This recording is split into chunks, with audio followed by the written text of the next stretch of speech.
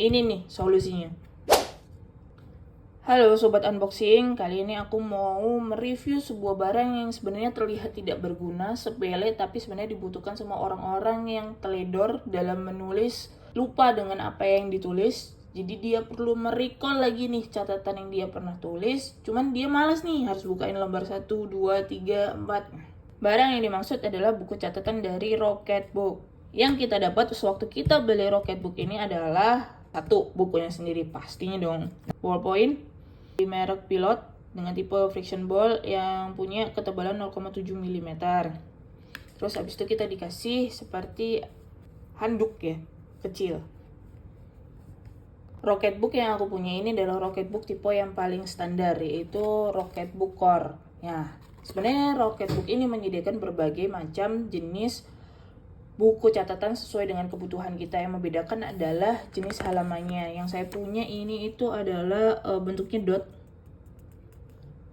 Ada juga yang sebenarnya bentuknya garis seperti buku catatan biasa. Terus ada agenda di depannya seperti kotak tanggal dan lain sebagainya. Selain jenis halamannya, Rocketbook juga menyediakan buku sesuai dengan ukuran yang kita inginkan. Jadi ada yang saya tahu ada 3 macam ukuran, yaitu yang pertama yang legal, yang lebih besar daripada ini. Lalu ukuran yang saya punya adalah eksekutif ini, dan yang terakhir tuh yang saya lihat dia kecil. Jadi apa yang membedakan buku catatan ini dengan buku catatan yang lainnya? Nah, buku ini sebenarnya bisa digunakan berulang-ulang walaupun nih halamannya cuma segini. Kita nggak perlu takut harus ganti buku.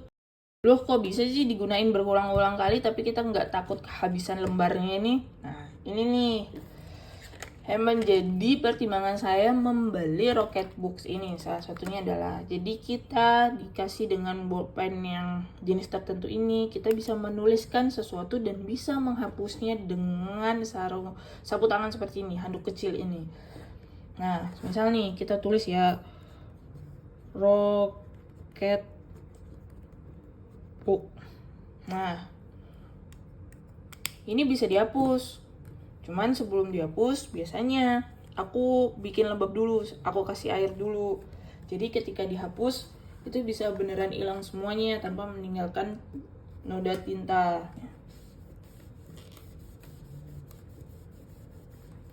Tada! Terus kalau bisa dihapus gimana dong cara kita mau menyimpan catatan yang kita tulis tadi? Nah, ini nih salah satu yang menjadi pertimbangan aku juga untuk membeli buku ini. Caranya adalah kita melakukan scan terhadap catatan yang kita buat tadi. Cuman scan yang kita lakukan ini dengan aplikasi dari Rocketbook itu sendiri. Nah, kita pertama harus download aplikasi Rocketbook. Download dulu aplikasi Rocketbook app di Play Store ataupun di App Store. Nah, kebetulan aku udah ada, so aku pilih open. Nah, ini adalah bentukan dari aplikasi Rocketbook itu sendiri. Ini ada beberapa catatan yang sebenarnya aku sudah catat dari beberapa hari yang lalu. Kita mau men-scan catatan Rocketbook, ya kan? Nah, kita buka aplikasi dari Rocketbook, terus kita pilih nih. Ada pilihan new scan di sini. Dipilih aja. Terus itu kita tinggal sesuaikan. Nah, dia akan mengambil foto sendiri. Nah, ini adalah hasil dari scanannya Rocketbook. Kita bisa menambahkan halaman lain dengan tinggal foto aja. Foto lagi nih. Foto. Jadi ada 2 halaman di dalamnya. Terus tinggal aja di foto-foto aja. Terus habis itu di next. Nah, ini adalah where should we send your scan? Jadi kita bisa menyimpan atau mengirimkan nih hasil scan tadi itu di drive yang kita inginkan. Misal lewat di email kita, terus Google Drive, Dropbox atau apapun. Nah, biasanya aku menyimpannya di file Appleku, iCloudku. Nah, nanti nggak pilih ini, pilih next. Dia akan mengcompile-nya menjadi sebuah dokumen sebelum disimpan. Nah, di sini kita bisa ngasih nama dari dokumen tersebut, misalnya Rocketbook. Terus kita done. Nah, kita bisa nih mengelompokkan catatan-catatan tadi. Nah, di sini aku udah beberapa catatan. Bisa kita coba gitu.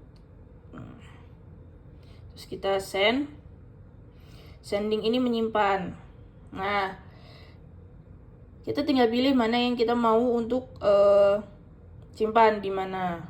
Nah, seperti yang aku bilang tadi, ketika kita mau merecall sesuatu dalam catatan itu, kita nggak perlu sibuk-sibuk untuk ngebuka satu-satu nih catatan yang ada. Jadi kita tinggal menuliskan kata kunci yang kita sudah tuliskan di dalam catatan itu gitu. Tapi untuk membaca tulisan kita, dia perlu ada pengaturannya. Nah, kita buka dulu nih 3 garis di sini. Habis itu pilih setting. Terus habis itu handwriting recognition-nya dipilih. Dan ini keempat-empatnya kita enable aja. Kalau sudah, kita back. Nah, misal nih, di sini kan saya ada catatan tulisan langkah selanjutnya ya. Nah, saya coba nih tuliskan di sini. Langkah selanjutnya. Nah, akan muncul di sini. Jadi, selain kita bisa mencari dokumen itu berdasarkan teks yang kita berikan, kita juga bisa mencarinya dengan kata kunci yang pernah kita tuliskan dalam catatan itu. Itu adalah beberapa pertimbangan aku untuk membeli Rocketbook. Jadi bisa dibilang adalah keunggulan dari Rocketbook itu sendiri. Cuman dari seminggu atau 2 minggu pemakaian ini, aku merasa ada beberapa kekurangan. Di antaranya adalah misal nih, kalau kita mau menghapus tulisan yang cuman satu kata gitu, itu kan repot ya, harus membawa ini dan harus menghapus setiap kali kita nulis. Nah, biasanya pada akhirnya aku cuman kasih garis di atasnya gitu. Kekurangan kedua dari sisi harga. Jadi buku catatan ini terbilang cukup mahal.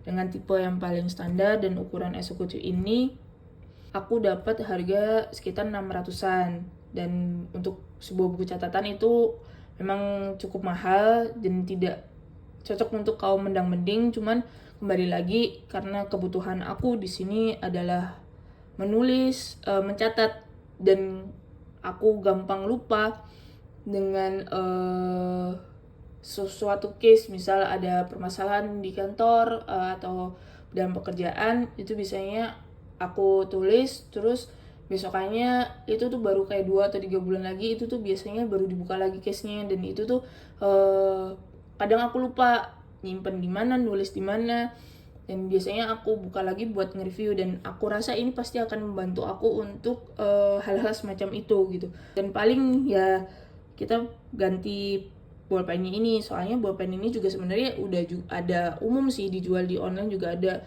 Nggak salah harganya sekitar 20 ribuan gitu, dan warnanya bisa ada macam-macam. Sekian, terima kasih sudah menyaksikan video review saya dan pengalaman pribadi sebenarnya dalam penggunaan buku ini. Terima kasih udah menonton, dan sampai jumpa lagi di episode-episode unboxing barang-barang lain yang mungkin tidak terpikirkan tapi bisa bermanfaat. Terima kasih.